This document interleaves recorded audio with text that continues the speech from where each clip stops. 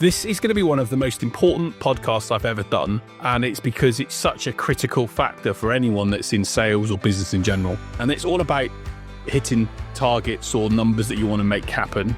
And I'm going to share with you the reasons why it's not happening and what you need to do to solve it. And the reality is this: there are a number of reasons which are critical, which stop you from achieving targets. So if you don't do these things, or if you're not taking note of these elements and are thinking, why am I struggling? This is the podcast for you. So let's dive right into what's causing this to happen. And by the way, I've been there in that situation, both as a salesperson, but also as a business owner, where you've set a goal, you've set a plan, and you're wondering, why are we not making it happen? And why are we not achieving the targets that we want? And if you're in a sales role, especially maybe you're a salesperson listening to this, and you've been given a target, then I know that the pressure on you from other people is significant. People are asking questions as to when you're going to deliver results. And I'm going to share a podcast soon around how to handle sales pressure in a different way. But sales targets are what most of us in a business and sales situation live and breathe by every day. So we have to be able to work out how to resolve this. So point number one is your target is unrealistic. I believe very often that targets are created with a finger in the air. Oh, I think we'll make this happen, rather than it coming from a source of, clarity and insight. And I say this as someone who, I'm recording this in early January, and I've created some targets for my business for this year, and I've created them based upon what I think should happen. And I've created these numbers, and I look back at my numbers from last year. And I look back and I thought, wow, to achieve those numbers is probably growth of around 30-40% from where we were to where we are now. And I've gone and said to myself, well, why is that realistic? Why is that feasible? How are other people doing it? So the reality, firstly, is your target realistic? And the best way to check this is, if I look at other sales training companies and other sales mentoring companies, how quickly are they growing? Are they growing at 30% a year? Are they, growing at the same pace? In which case, that's a good way for me to do it. Or did I grow 30% from the previous year? So look at the past in terms of statistics as to your industry to see whether the targets that you're being given are unrealistic. And if you're being given that target by someone else above you, then ask the question. Happy to talk through the target. Please, can you show me the data or insight that makes this target a realistic one? We often hear on shows like Dragon's Den or Shark Tank where people come in with unrealistic goals. They're going to go from 100K to 1 million overnight. And everyone's like, how are you going to do that? So you've got to make sure your target is realistic. Point number two is this: is your service or the product that you sell focused or targeted enough? I know when I've gone back and looked through our business and the things that we want to improve on and where we've not achieved some of the growth and the elements that we wanted to, it's because we weren't specific enough or we weren't targeted enough.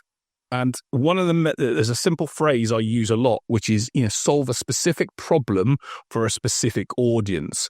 And the reality is, in most cases, businesses and salespeople don't do that well enough.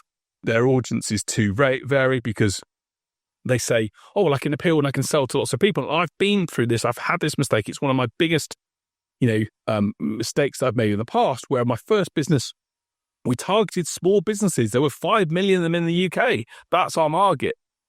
Whereas if we'd have said, we're going to focus on this group of 100,000 people or 100,000 companies, maybe accountants or solicitors or whatever else, we would have, been able to solve a specific issue for them that they have right now, we would have achieved better results. So my point number two is be focused enough. If you're not hitting your numbers, look at what you're doing now and say, is what we're doing, could I describe that specific group of people and go, right, I know how to find those HR directors of manufacturing companies that, export overseas with over 500 people. Is that specific enough? I don't know. You need to make sure that your audience is targeted and well and specific enough. Obviously, if it's too specific, then you may not have enough people to achieve the goals that you want. But invariably, we need our business to have a really focused approach. And when we're not, we end up becoming everything to everyone, not something to someone, and missing targets. And point number three, built around point number two, is if you don't understand your market well enough. So people say to me about targets and, what we've got to achieve and what we've got to do. And it's like, well, but they don't understand the problems and the issues for their market well enough. They don't know what that group are going through. I was on the phone to one of my team this morning and we were talking. We work with, I'd be happy. Our target market are CEOs of companies who have maybe doing 5 to 50 million pounds in revenue, who've got a sales team that sell high value services that want to grow and achieve business exit value. And we were talking about this morning because that's my target audience.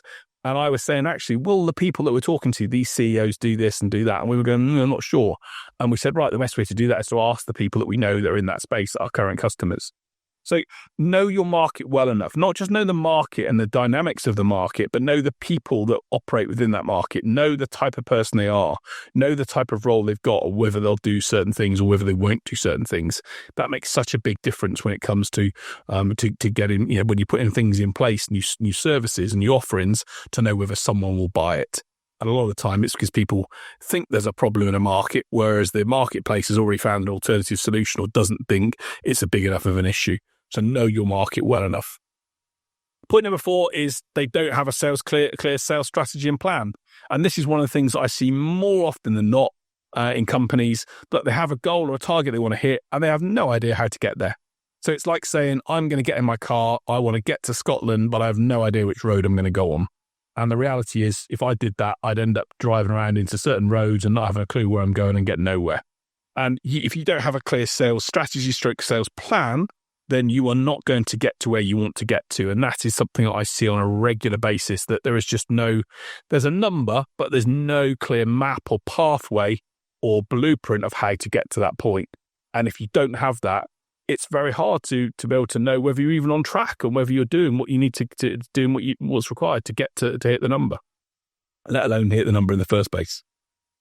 Next point is no consistent sales approach or methodology. So what tends to happen is that they've got a sales target and then it's a bit of a free-for-all for everyone in their team to go and make it happen.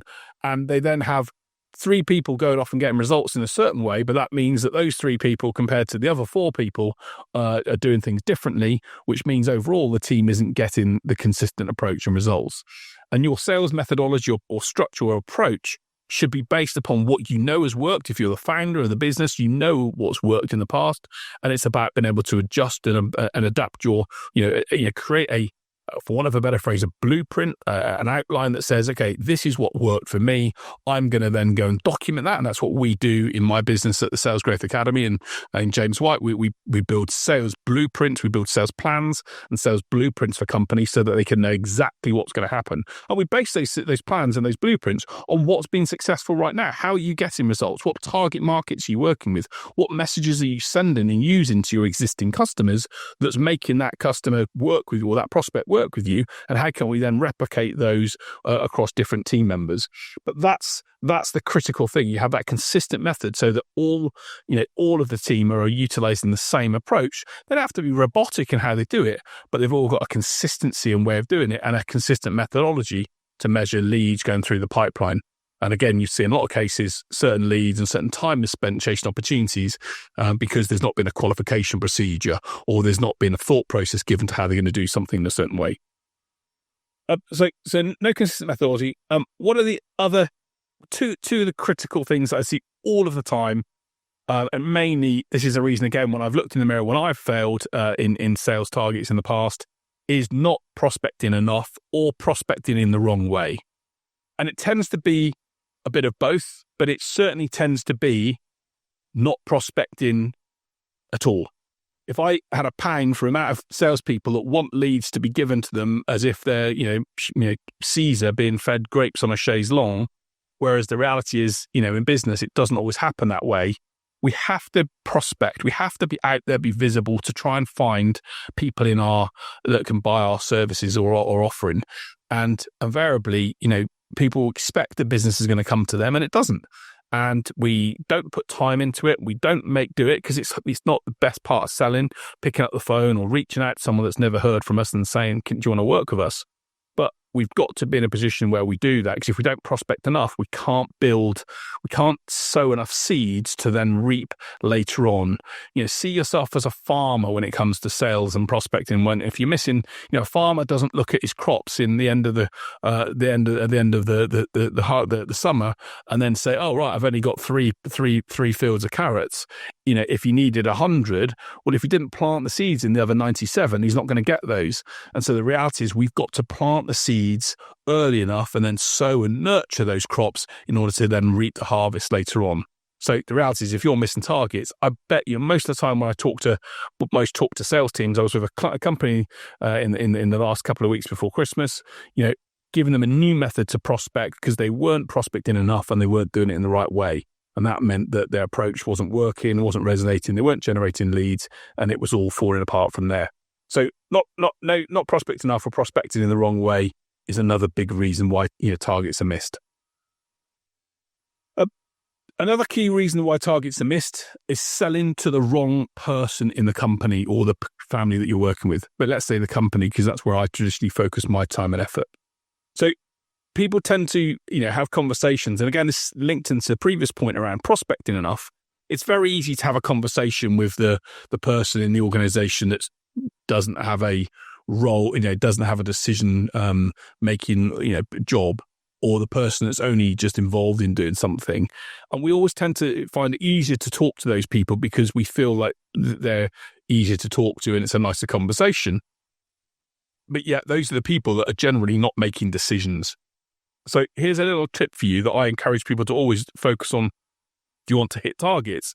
And that's to sell to those that create budgets, not those that have budgets. I'll repeat that again. Sell to those who create budgets, not those that have budgets. Sell to the people that can make decisions. And of course, you need to think about how to sell to them in a different way because they don't operate in a detailed way. They don't want to know the ins and outs of everything. They want to know how it's going to affect big issues in their business or their company or what they do. But the reality is sell to people at the right level. If you always sell to people that are at I think there's 3 levels of decision making in an organization. So level 3 are what I would call implementers or doers. Level 2 are influencers, and then level 1 are decision makers. If you're always selling into doers, then they've got to sell upwards, and sometimes they might want something, but the person above the decision maker doesn't have funds or it's not on their priority list. You're better off to understand the decision maker and then sell to them, rather than necessarily selling to those at a low level. You need to get those people involved, but ultimately when it comes to saying yes and hitting deals and making things happen, sell to decision makers. The other key thing you've got to take into account as well is your deal size, size of deal size. If you're missing targets, is it because the size of opportunity that you're working on is too small? Again, the company that I'm working with at the moment that I spoke to before Christmas, they've been struggling to hit targets. And the reason they've been doing that is because the deal sizes for what they need to get to, they need 60 deals per year to come across the line to hit the number. And on average, they do 20 to 30. So it's just totally unrealistic for them to get double the amount of deals through the company in order to hit the target. So the question is, how can they increase the value of the size of the deal? And that might take a little bit more work and a bit more time, but make that deal size higher so that you're able to not need as many to get the target done. And as I always say to businesses that I work with, if you've got a target of £1 million of growth of new revenue, of course, the easiest way to do that is one company spending £1 million. And that may not be the right approach because it would put lots of eggs in one basket, but it's still easier to then get 5 paying 200 than it is to get 10 paying 100 or even 20 paying 50. So look at ways in which you can take your service offering to an audience where they can commit a higher deal size. So you have to do less work. It takes more effort to get those deals done, and it takes more time. But the deal size too low can be a reason why you're not hitting the number. A couple of other things just to finish off before we go on this podcast episode. Lack of collaboration between sales and marketing is another key reason I see a lot where marketing blames sales for not providing the right information. Sales blame marketing for not bringing things together. And there's this complete breakdown between the two. Ultimately, you're a football team. You need to work together as a unit to win, and you've got to work together to make sure that marketing can do their job to know who they're going to target and create a message that resonates with that audience, and for sales to then follow up and engage and not try and do too much too soon, but bring prospects through at the right time. So build a relationship between sales and marketing. Don't see them as your adversaries. They're allies. Work together to come together for the same point. They can help you. They can share market research and market insights, but don't fight each other. That's going to be a key way in which you're going to, miss targets if you're not careful. you've got to, couple of final ones to finish off with. You've got to make sure you qualify leads effectively. So much time is spent chasing opportunities. Our biggest asset that we have is our time, and people spend time chasing leads that are never going to go anywhere. They were never the right fit. They never had enough pain or drive to go make something happen. And we spend a huge amount of time literally, working on opportunities that don't go anywhere. And lack of good time management and being unproductive is a real killer for hitting sales targets. Again, I was with an organization last year where I was chatting to them about what they were trying to do. And actually, they were chasing after people that were never going to go anywhere. And that meant that they weren't able to do the productivity levels they needed to engage and communicate and have conversations, the right amount of conversations to open up opportunities. So really have a little look at who you're a good fit for and be open to be able to qualify out at the early stages.